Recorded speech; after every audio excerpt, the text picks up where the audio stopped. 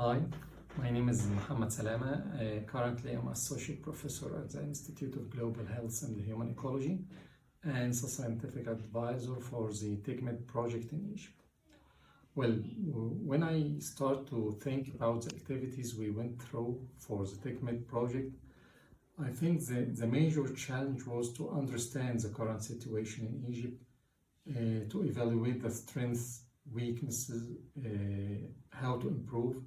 That's why we went through different activities, starting from review of literature, collecting all the data that has been published related to the field of care models for vulnerable population in Egypt.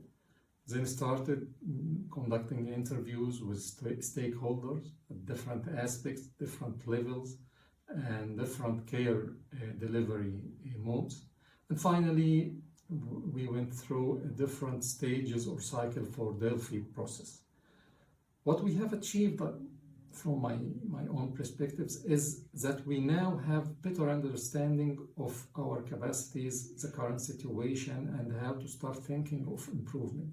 For example, we know now that most of the care given for elderly is being given through family members. That's why we think it's more appealing idea to start training families, conducting training session and training workshops and training activity for family members on how to start offering care in a more professional way. Again, if we have a look on the current situation in Egypt, we would appreciate that most of the initiatives have been led by the government, which is good.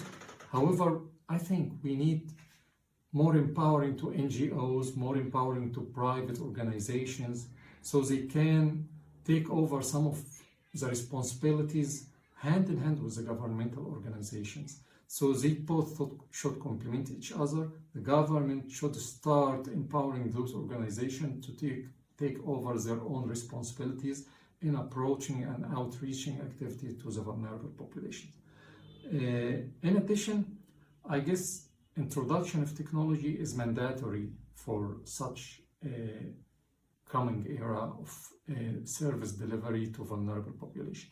We know that even in villages or rural areas, there is some access to technology, some access to internet. So why not making better use for such privilege to disseminate awareness, campaign, and even some medical or social care services?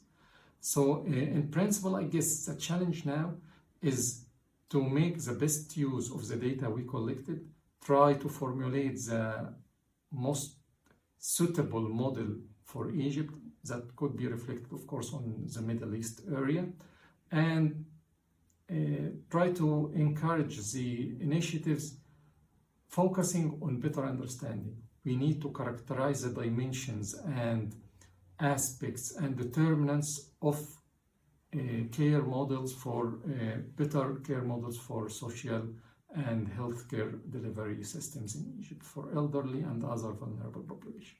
Thank you.